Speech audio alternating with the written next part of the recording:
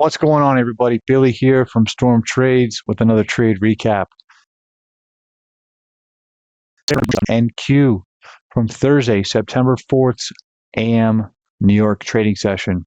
We had a bullish daily bias and confluence on the hourly time frame, suggesting higher prices. With NFP coming up the next day, I only took a 1-hour trade targeting the 1/3 ADR, as I was almost certain we would at least hit that. But I got that with a continuation entry. Let's get right into it. On the chart, the last 4 daily candles, I'm going to set up my daily bias the same way every day, and I'm looking for a very clear daily bias, right? If it doesn't stick out to me, then it's a neutral day, and I don't have a bias. No big deal. First things first, previous daily low. And let's look at the previous daily high, okay? Now I'm going to run a fib from the previous daily candle, and I'm doing that because if I'm expecting higher prices on this day, I would want to see a open low happen within this sort of upper quadrant, and then we would move higher for a higher and then a move higher and then a close, right? So price moves from internal range liquidity to external range liquidity, but it can also move from external to external, right? It's just the bottom line is it's liquidity that we're after, right? So we have some external range liquidity down here in the form of a swing low that we swept, okay? And now we're moving back into the range, okay? What we have here, okay, is that we have a swing point. Price cannot reverse without a swing point. Right, so learn that from T-Trades. Okay, it's kind of basic once you think about it. But we had a swing. We have now a confirmed swing point, right? So, and then we have a close inside the range here on Wednesday. But we are considering. I'm still considering this move from external range liquidity to, in this case, external range liquidity. So I'm looking for higher prices, and I want to see the higher prices form. Okay, within this gray box right here. I'm going to pull up the hourly time frame and see if the hourly is making sense based upon what our daily bias is. Okay, so here's the hourly, and what is the hourly story telling us? Okay, well, the hourly story is telling us that we had our change in the state of delivery here on Tuesday. Yeah, on Tuesday. Okay, this is our smart money reversal. This makes sense because we had a market maker sell model that came all the way down and then took this swing low on the daily. And we had a V-shaped reversal here, okay, indicating that we have a change in the state of delivery, and now we're looking at higher prices, right? So all of this is making logical sense based upon our daily analysis, right? So our daily bias is higher. It made sense because we swept this external range liquidity. Now when we look at the hourly, okay, it's making more sense, okay? We're just playing out a narrative here.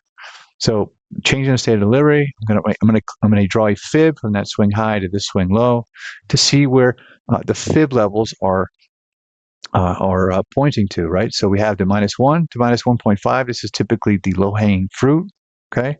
And then we have the ultimate target. Well, the ultimate target would be the -4, -4.5, but a significant target where we typically would see the terminus or a retracement is -2 to -2.5, which is up here, almost perfectly aligned with that swing high. Now, do we have anything that lines up with this -1 to -1.5? Okay, well, good question. Let's pull up the 1/3 ADR, right? 1/3 ADR, I like to use it as a frame of reference for a reversal, and I also love to use it for a draw on liquidity, right?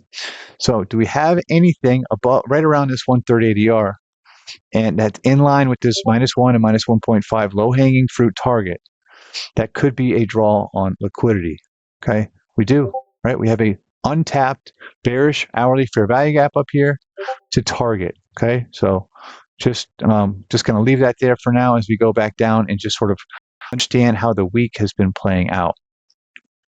This untapped bullish hourly fair value gap was kind of our confirmation that we had this change in state of delivery and that we had the smart money reversal, okay? So now we're headed up, right? We're on the right side of the curve, and perhaps the end of this market maker buy model would be up here at the swing high. But we don't need that swing high for us to have a successful trade, right? Or a successful trade idea. I just need something to reach for. Well, this large bearish hourly fair value gap lines up really nice with the 1/3 ADR level right there, okay? So I now am interested in reaching for those levels. Right now, I want to know what has price recently been doing. Well, Wednesday we swept this low and then came back up and created this hourly bearish fair value gap, which at the time of the analysis, right, we had a news event at 10 a.m. right, and that news event came in here, took the internal range liquidity. Okay, just like we can go from external to external. Okay, we can go from internal to internal. We're just going to and from liquidity, right? So right now, I'm able to engage my model, right? Move on to the M5 time frame. When you see a move like this, so hold on one second. I'm just going to mark off here. There's the 1/3 ADR that I'm targeting. It's inside of this hourly bearish fair value gap. Okay. And we have just swept some internal range liquidity, just like when you see me mark off a change in the state of delivery, I also will mark off order blocks, right? So order block here, this series of down close candle that that was part of this move into the internal range liquidity, right? I'm gonna mark that off. We have a candle close above that. So all of this is telling me, look, we're moving forward.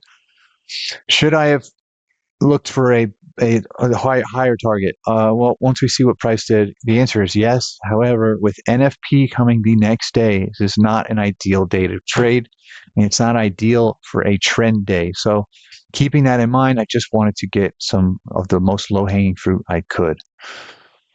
So here's our draw on liquidity right here, right? And I'm going to go ahead and move down to the M5 time frame. Now, when you see a wick like this and a large move, that's typically meaning that we missed the reversal play, and I'll be looking for a way to get on sides with a continuation entry. Moving down to the M5, I'm going to actually go ahead and just clean all this up, right? And you can clearly see here that we took the London low. Hold on a second. Took the London low here. And we took the Asia low. Okay, so it makes sense why we have had this nice move upwards. Okay, see this? We took liquidity, and this all happened at 10 o'clock, which makes sense. This is the news manipulation. Right here, right? This is our liquidity raid. Okay, so on the M5 time frame, I'm looking for a liquidity raid, then a move back up into the range. Okay, confirming a change in the state of delivery, which we actually would have had down here, right? And now what I'm looking for is I'm looking for some sort of a sweep. Okay, to get involved with a continuation, I'd like to see a sweep of a swing low, and then I will mark off the series or down close candle that took that liquidity and look to see if I can get on sides with a move up here to the 1/3 ADR. So let's move price forward. And on this very next candle, we actually, if you look here very closely, we got a sweep right there, right? So I'm going to mark off the down close candle that took that liquidity, and I'm going to wait to see if we get a decent candle close above, indicating a willingness to continue higher. So let me move this back. We actually got it on the very next candle, right? Enter here, okay, at the swing low, and I was just looking for a 1-to-1 here. Okay, I could have gone higher, but this 1/3 ADR was basically at the midpoint of the hourly bearish fair value gap. So I put in a buy order here, stop at the swing low, take profit at the 1/3 ADR, and let's move price forward. And took a little bit, but we got a win. Now let's watch price. It does go significantly higher. Okay.